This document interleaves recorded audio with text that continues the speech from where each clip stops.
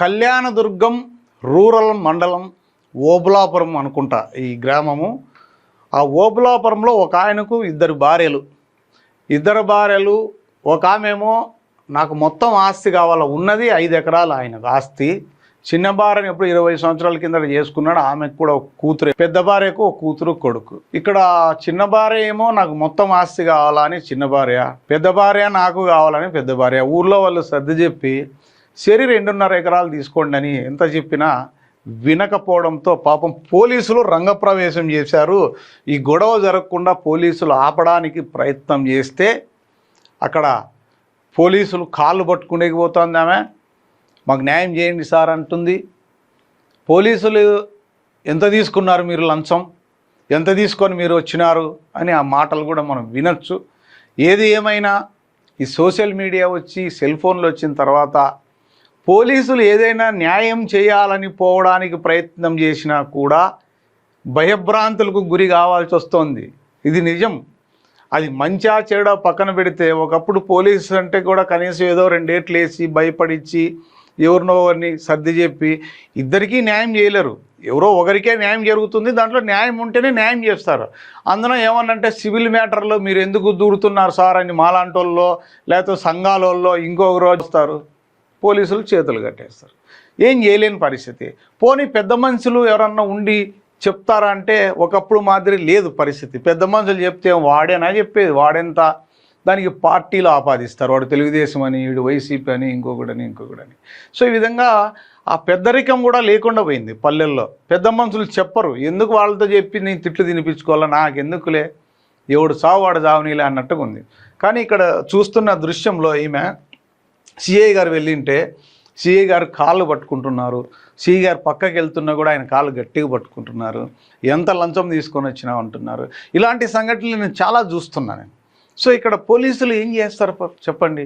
గొడవ పడితే పోలీసులు రాలేదు, ఫోన్ చేసినా కూడా డైల్ 100కి ఫోన్ చేసినాం, 112కి చేసినాం, పోలీసులు పట్టించుకోలే, అందుకే ఈ గొడవ జరిగింది అంటారు.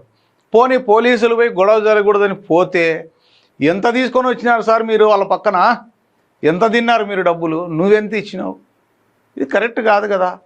ఇలాంటి సంఘటనలు బోలెడని చూశాను. ఇది కళ్యాణదుర్గం రూరల్ మండలంలో జరిగింది. అలాగే నిన్న పామిడి మండలంలో ఒక సంఘటన జరిగింది, అది కూడా మీకు చూపిస్తా.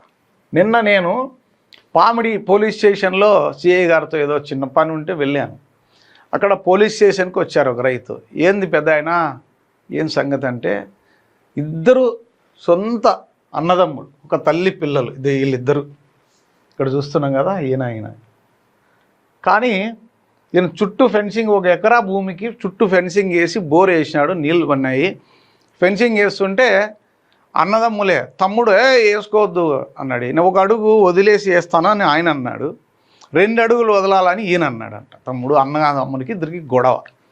పోలీస్ స్టేషన్ వరకు ఎందుకు వచ్చినారా ఏందని, నేనే రైతులు కొట్టుకొని గొడవ పడి ఆ ఉన్న ఎకరా కాస్త అమ్ముకుంటారు మీరు అని నేనే ఊరికి వెళ్ళి ఇద్దరిని కొద్దిసేపు మాట్లాడి కౌన్సిలింగ్ చేసి ఇద్దరిని దగ్గర నిలబెట్టి నేనే ఫోటో తీసుకొని వీళ్ళిద్దరిని సముదాయించి ఆ చుట్టూ ఫెన్సింగ్ వేసుకునేటట్లుగా ఆ పొలాన్ని కూడా సాల్వ్ చేసాం. అంత సమయం తీసుకొని వారికి నచ్చజెప్పి ఎవరు చేస్తారు ఈ కాలంలో, నాకేంటి అంటారు. కానీ ఇలాంటి గొడవలు జరగకుండా ఒకానొకప్పుడు పెద్ద మనుషులు ఉండేటోళ్ళు. ఆ ఊర్లో పెద్ద మనిషి చెప్తే వినేటోళ్ళు. ఇప్పుడు ఆ పరిస్థితి లేదు. ఈ ఊర్లో ఎవరు లేరా పెద్ద మనుషులు అంటే, పెద్ద మనుషులనే తిడుతుంటే ఎందుకు వస్తారు పెద్ద మనుషులు.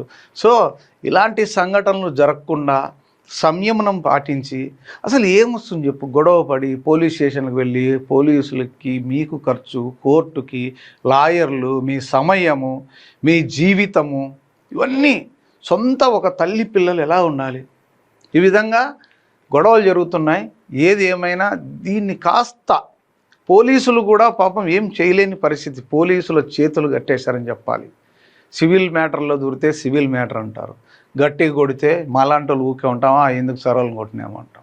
ఇవన్నీ పోలీసులు కూడా నిజంగా నేను చూస్తున్నాను స్టేషన్లో, పోలీసులు కూడా పిచ్చెక్కిపోతుంది. డ్యూటీ చేయాలంటే నిజంగా బీపీలు షుగర్లు చాలామందికి నాకు తెలిసి వచ్చింటాయి పోలీసులకి.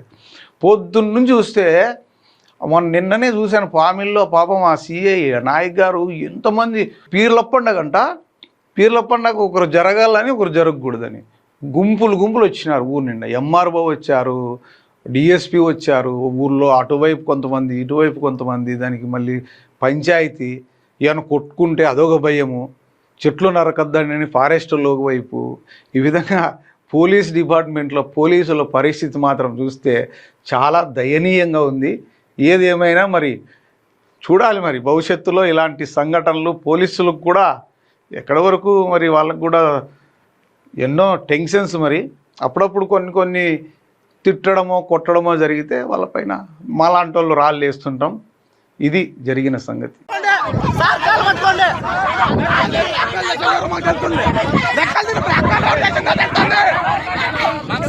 వీడియో దీన్ని కాలు పట్టుకో.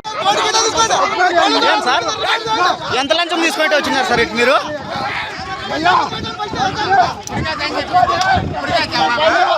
సార్ మీరు న్యాయం చేయాలి సార్, మీరు ఇటుకు వచ్చారు, ఇటు న్యాయం చేయాలి సార్. ఎక్కడ పోతారు సార్? న్యాయం చేసుకోండి సార్, న్యాయం చేయండి సార్. ఏం న్యాయం సార్ ఇది? సార్ సెక్యూరిటీ వస్తే న్యాయం చేసుకోండి సార్. మీరు పోలీస్ కదా సార్, సిఐ కదా సార్, ఏం న్యాయం చేస్తారో చేయండి సార్, న్యాయం చేయండి సార్. కాలు పట్టుకో సార్, కాలు పట్టుకో సార్,